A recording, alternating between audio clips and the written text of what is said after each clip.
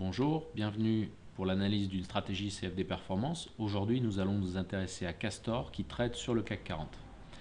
Comme d'habitude, je vais commencer très rapidement par passer en revue le comportement du CAC depuis 10 ans pour comprendre la référence par rapport à notre stratégie de trading. 2004-2007, un mouvement de hausse très important. 2007 jusqu'à 2008, début 2009, la crise des subprimes avec une baisse très violente, un rebond tout aussi volatile. Une période de transition à plat avant un nouvel accident à l'été 2011 et depuis une période de hausse relativement molle avec un marché qui manque de volatilité et de consolidation. Voilà, donc on va regarder la courbe de performance de Castor sur 10 ans. Voilà une courbe de performance très convaincante. On a des phases d'accélération, bien entendu, qui correspondent aux périodes de volatilité, et puis des phases à plat ou de moindre performance quand le marché a des gros doutes. C'est une des belles stratégies qu'on a dans notre portefeuille. Maintenant, on va faire la différence entre les positions à la hausse et celles à la baisse. Voilà les positions haussières. Alors, elle a une particularité, cette stratégie, c'est que si vous vous rappelez la courbe du CAC 40, ici, je la remets quelques instants. On a une première phase qui est très haussière et ensuite une baisse très significative. Quand on remet ici, on s'aperçoit que dans la phase haussière, la stratégie n'est pas capable de faire de l'argent à la hausse, alors que c'est le sens qui devrait être prépondérant. Et en revanche, elle gagne beaucoup d'argent pendant que le marché baisse à la hausse. Et inversement, dans cette phase-là où on avait quand même une hausse relativement parfois significative du marché, elle ne gagne pas. Et en revanche, sur la dernière période, elle est capable de faire de l'argent. Donc ça, c'est ce qui m'intéresse dans cette stratégie en termes de diversification de mon portefeuille, c'est-à-dire qu'on a une stratégie qui est à contre-courant des autres, à savoir qu'elle est capable de faire de l'argent justement quand le marché est pas forcément favorable à sa direction. Ensuite, on affiche les shorts, c'est-à-dire les opérations à la baisse. On a sur toute la période une stratégie qui est capable de gagner de l'argent. On s'aperçoit que c'est un tout petit peu plus compliqué comme beaucoup de stratégies depuis le mois de juillet l'année dernière. On est dans une période un petit peu molle et période de transition. Voilà, globalement, on a une stratégie qui est très convaincante. On regarde un petit peu le temps qu'elle passe dans le marché, c'est très peu, 10% seulement.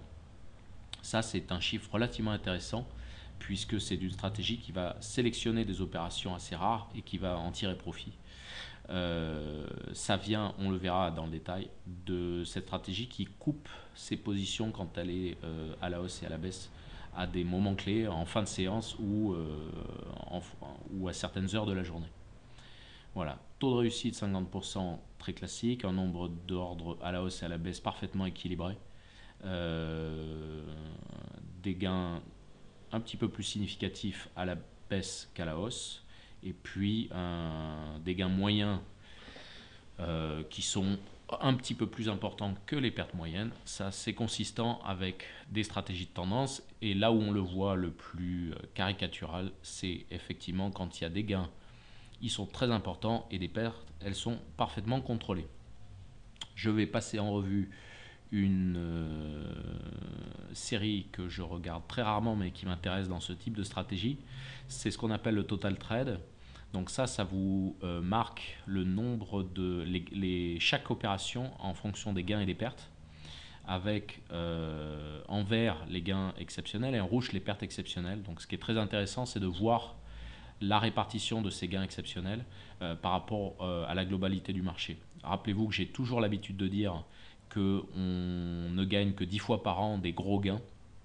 Et là, vous voyez un petit peu cette répartition. Alors, on a sur un nombre de trades, mais effectivement, vous constatez ici que les gros gains sont très rares. Ça montre plus encore que le reste qu'il faut suivre une stratégie sur le long terme, parce que c'est ces gros gains qui vont vraiment faire la différence par rapport à votre stratégie. Toutes ces opérations en noir vont se compenser, c'est des gains qui vont payer des pertes. On va avoir quelques pertes un petit peu plus importantes qui se situent dans cette zone ici. Et puis d'un seul coup, on va avoir des gros gains qui, eux, peuvent être parfaitement significatifs. Alors il suffit d'enlever un de ces gains cette année-là, et d'un seul coup, vous vous trouvez sur une stratégie qui sera beaucoup moins convaincante. Donc c'est vraiment important de comprendre que quand on fait le choix de ce type de stratégie, il faut prendre toutes les opérations et pas s'amuser à les filtrer. Parce qu'il suffirait d'enlever juste celle-ci pour que, et ça représente un nombre d'opérations relativement faible, pour que d'un seul coup la stratégie soit catastrophique. Et malheureusement, c'est ce que font certains clients en étant trop actifs sur des stratégies, notamment les stratégies de tendance. C'est vraiment celles qu'il faut respecter leur logique et il faut respecter jusqu'à la fin, c'est-à-dire être présent le plus longtemps possible. Sinon, on passe à côté de ce qui se passe. Voilà, donc les qualités de cette stratégie vont être assez évidentes. On va ici regarder une période très profitable. Donc on entre sur des périodes de tendance. Bien évidemment, quand le marché accélère, c'est très porteur. Ici, on a une opération short. On a un faux signal ici à la hausse, mais ici une opération qui se passe très bien. On sort à une période fixe. On a des stops également qui sont sur cette stratégie qui permettent de limiter la casse. Les stops sont liés à la volatilité, donc ils vont parfois laisser le marché respirer un petit peu plus que d'autres.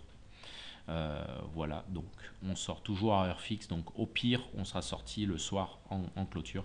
Donc ça, c'est des stratégies qui sont toujours plus confortables à vivre et c'est aussi grâce à ça qu'elles passent très peu de temps dans le marché. Maintenant, on va aller voir une période qui a été néfaste. C'est bien évidemment l'inverse qui se passe, à savoir des signaux qui se déclenchent mais avec des retournements extrêmement vifs. Donc voilà, je vais essayer de compresser un peu le graphique pour avoir un petit peu plus de signaux. Je vérifie que je suis bien sur la bonne période. Voilà, hop là. Et on retourne sur le graphique. Donc voilà, c'est un enchaînement de faux signaux. On a un décalage à la baisse qui ne se confirme pas, un nouveau décalage baissier qui ne se confirme pas, un décalage haussier qui ne se confirme pas. Voilà, les enchaînements de mauvais signaux vont créer sur les stratégies de tendance une succession de pertes. Ce ne sera pas des grosses pertes parce qu'en général les stops sont plutôt serrés et la logique est plutôt intéressante, mais c'est l'enchaînement des pertes qui va créer ce type de période en doute. Voilà, encore une fois, j'insiste sur faites très attention, ça c'est une courbe sur 10 ans, donc on a des périodes, par exemple ici, entre octobre 2008 jusqu'à juin 2009, avec une stratégie qui ne progresse pas. Ici, on a une stratégie qui est entre juillet 2010 et juillet 2011, pendant un an, qui est incapable de gagner. Ça se répète ici après, entre le mois de juillet 2012 et puis le mois de décembre 2011, donc pendant plus de 7 mois. À nouveau, on est dans la même configuration depuis juillet dernier. Il faut faire très attention. Les gains sur un grand nombre de stratégies, et particulièrement celles de tendance, viennent sur des phases courtes d'accélération. La volatilité se procure, on le voit particulièrement ici, et on gagne un max. Et c'est la raison pour laquelle il ne faut pas provoquer le hasard. J'ai écrit plusieurs articles sur ce sujet. Il faut être dedans, il faut y rester.